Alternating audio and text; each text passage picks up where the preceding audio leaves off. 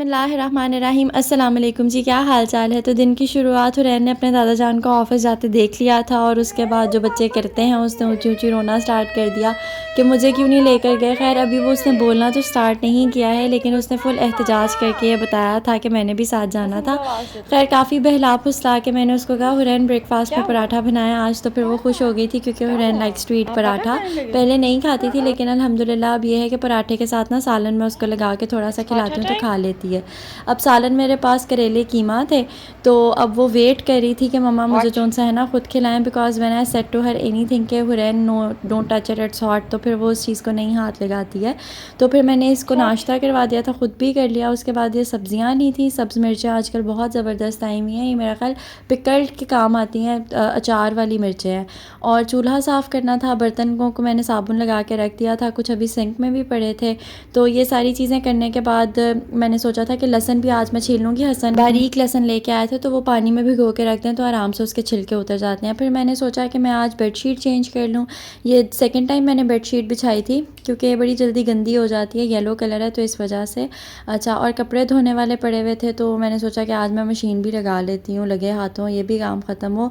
तो मशीन में मैंने कपड़े डाल दिए थे। अच्छा, हसन की नेवी ब्लू शर्ट नई थी तो मैं ज़रा शशो पंच का वो मुजाहरा कर रही थी कि डालूँ या ना। अच्छा, मशीन में कपड़े डालने के बाद मैंने बेडशीट वगैरह तो सारी कर दी थी साफ़ सुथरी, डस्टिंग भी कर दी थी, तो मैंने सोचा झाड़ू भी लगा लेती हूँ। उसके बाद मैंने टाकी लगाई थी और ये मैंने सारी चीज़ें सेटल्ड करके रख दी हैं क्योंकि अभी मिनी शैतान नीचे गया हुआ है, मिनी शैतान ऊपर आएगा तो उसने फिर वैसे ही कर देना है। अच्छा, एक पूर कपड़ों का धुल के निकल आया था, फिर मैंने ना ये दूसरा पूर जो सा इसमें सरफ डाल के अच्छे से, तो फिर मैंने मशीन को बंद करके तो मैंने दूसरा पूर भी रख दिया था। अच्छा, मैंने ये सोचा था कि मैं एक ही दफ़ा ना ऊपर छत पर कपड़े डालूँगी, बार बार जाना बड़ा मुश्किल होता है और ऊपर छत पे ना कपड़े जल्दी सूख जाते हैं क्योंकि धूप आजकल इतनी तेज़ है, साथ हवा भी होती है, तो आधे घंटे में कपड़े खुश्क हो जाते हैं।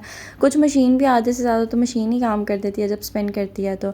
अच्छा, मशीन को मैंने ऑन करके रख दिया था और उसके बाद फिर मेरा फ्रिज बड़ा गंदा हुआ था, तो मैंने सोचा कि मैं फ़्रिज की सफाई कर लूँ। कुछ ना मुझे वेजिटेबल्स टोकरियों में रखने की आदत है, लेकिन पिछले दिनों रमज़ान गुजरा है तो रूटीन इतनी ज़्यादा बिजी थी कि ना अब जो मेरे ड्रॉज़ हैं ना वैसे किचन के भी, उसमें भी ना डॉगी डांस कर रहे होते हैं।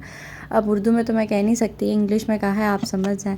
अच्छा, अब दूध की देगची में दूध थोड़ा सा था, वो निकाल के रखना था बाहर। मैंने दूसरे उसके अंदर ग्लास में ही कर दिया था तो, क्योंकि बाद में दूध मैंने कहा था कि इसमें नया बॉयल कर लूँगी।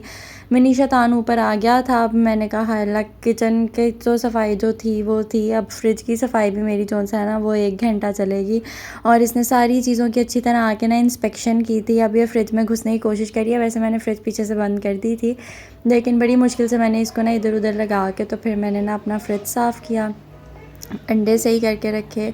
और ये करेले मैंने नीचे वाले बॉक्स में रख दिए थे, करेले जो उनसे हैं वो मैं कल बना लूँगी। बाकी ये आलू और चिकन का सालन पड़ा हुआ था, थोड़े से मटरों वाले चावल थे, और ये टमाटर, सब्ज़ मिर्चें और खीरे जो उनसे थे ना ये मैंने धो के तो फिर मैंने टोकरी में खुश्क करके तो रख दिए थे। किचन फ्रिज की सफाई जो उनसी है ना मेरी हो गई थी। किचन भी मैंने सोचा था कि मैं करूँगी साफ़, पर वो फिर सही।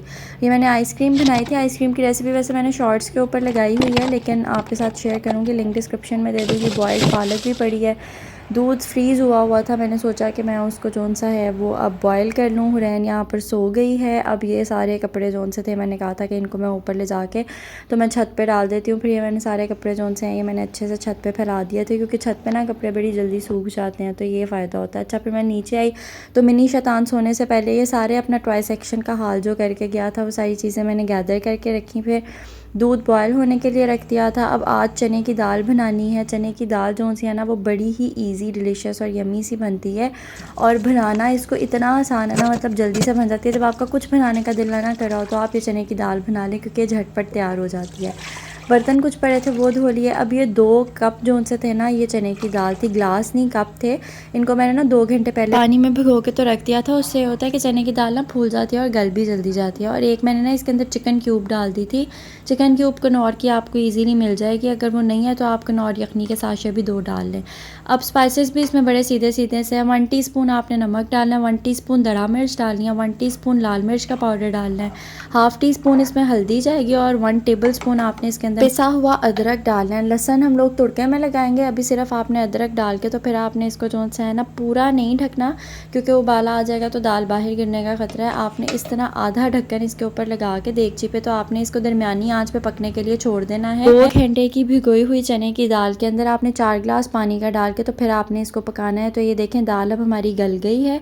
इस तरह जब ये हो जाएगी तो फिर इसका मतलब है कि दाल अब पक गई है। अब हमने इसके तड़के का सामान तैयार करना है, लेकिन उससे पहले बर्तन जो से थे मैंने धो के रख दिए थे समेट के, और ये कपड़े मैं ऊपर से उतार के ले आई थी, ये खुश्क हो गए थे। कुछ मैंने नीचे ही पहले डाल दिए थे जो हुरैन के छोटे छोटे से थे, मुझे याद नहीं लेकर रहे ऊपर लेकर जाने, तो इनकी तय लगानी है। अब ये मैंने तुड़के का सामान बना रही हूँ, उसके बाद मैं जाकर कपड़ों की तय लगाऊंगी। तो वो मैंने एक जोन सा था प्याज लिया था, वो बारीक काट लिया था, और लहसन मैंने आपको दिखा दिया कि मैंने कितना लिया था, बारीक लहसन था तो इसलिए थोड़ा ज़्यादा लिया था। इन दोनों चीज़ों को मिला के मैंने इसके अंदर ऑयल डाल देना है। अब अगर आपके पास ऑयल नहीं है तो आप देसी घी का लगा सकते हैं, तड़का बड़े मज़े का लगता है। मक्खन का लगा सकते हैं, वो भी बड़ा आलीशान लगता है, लेकिन मैंने ऑयल का लगाना था तो ये मैंने ज़रा ऑयल डाल दिया। इसमें ज़्यादा सारा तकरीबन ये आधा कप ऑयल है, और इसमें मैंने 1 टीस्पून ना ज़ीरा पाउडर डाला था। और इस तड़के में आपने कुछ नहीं करना, और ये मज़ेदार सा तड़का जो सा है ये तैयार है। अच्छा, जब आप तड़का डालते हैं ना तो फिर दोबारा जिसमें तड़का आपने लगाया होता है ना उसमें एक दफ़ा दाल डाल के ना चमचा हिला के दोबारा वो डालने में बड़ा मज़ा आता है, दोबारा शां की आवाज़ आती है।